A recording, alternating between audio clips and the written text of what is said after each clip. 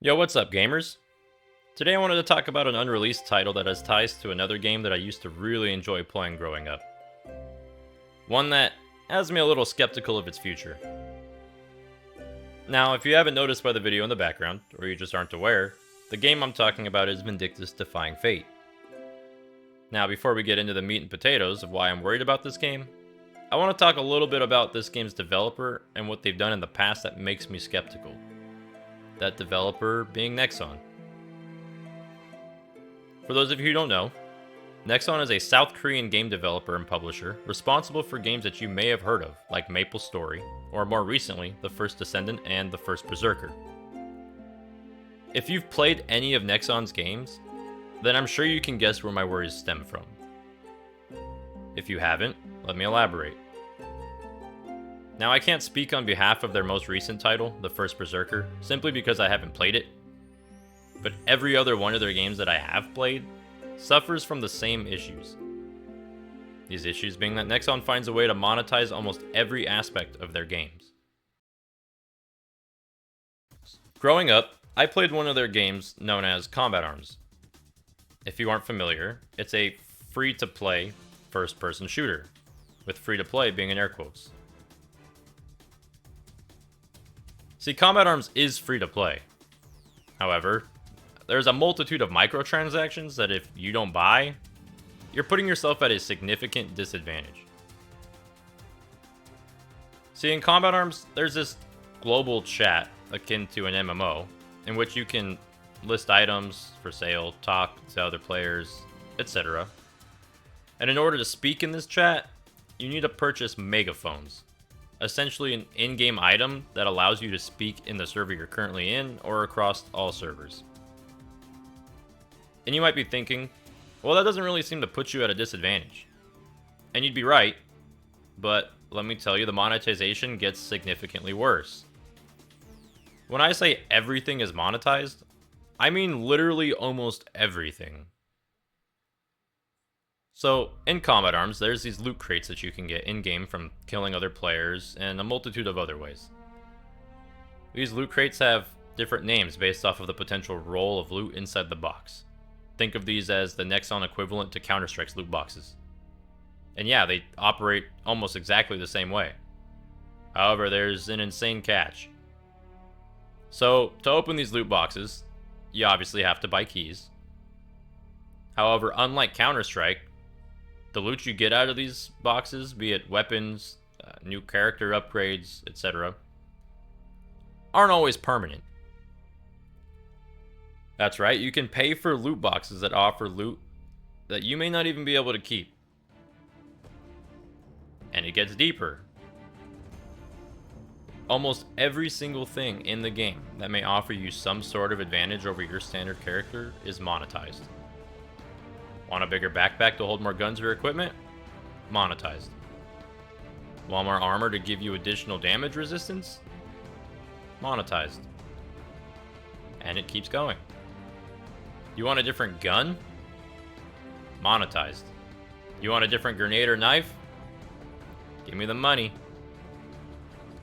And let me add that these guns, grenades, knives, essentially anything you can purchase to benefit your character, give you a significant buff over your standard character.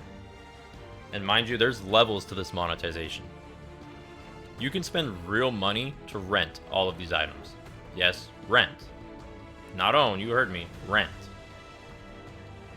Now you can purchase them to own.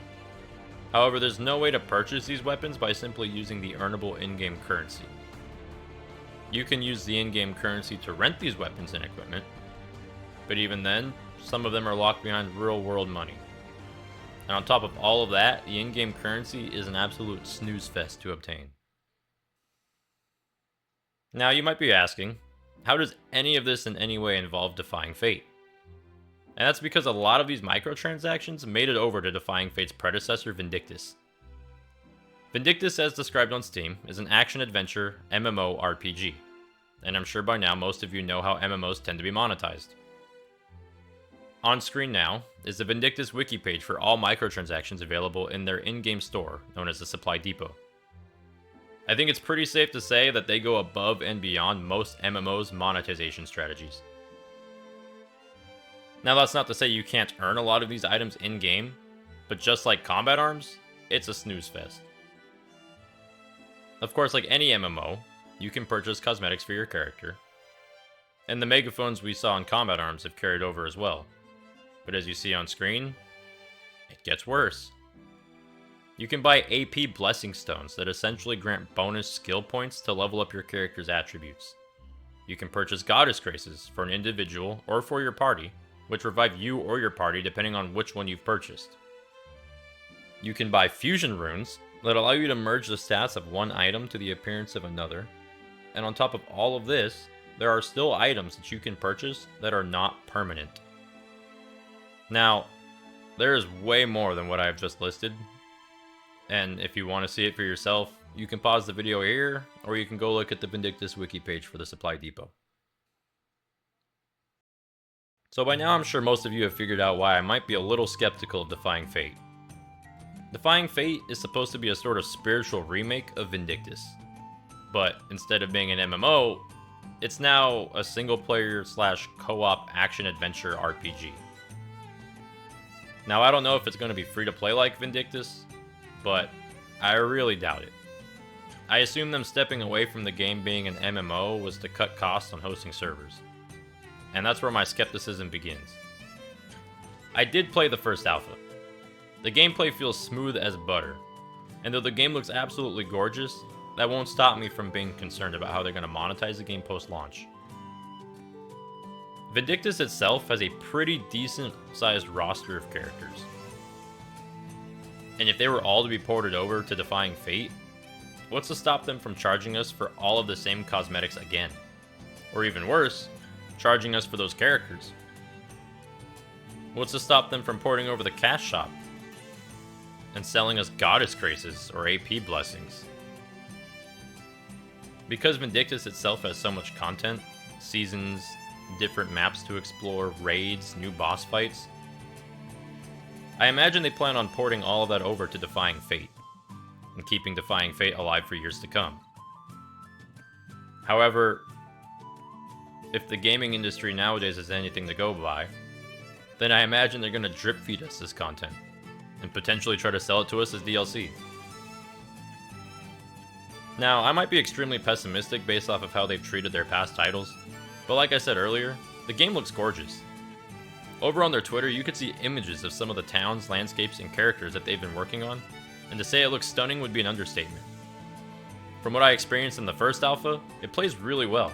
I'd be lying if I said I wasn't excited to hop back into the next alpha test and try out the other characters they plan on releasing.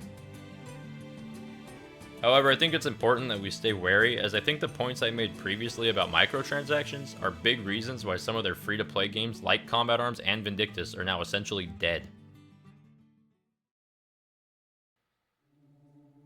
Anyway, that's all I have for this one, boys.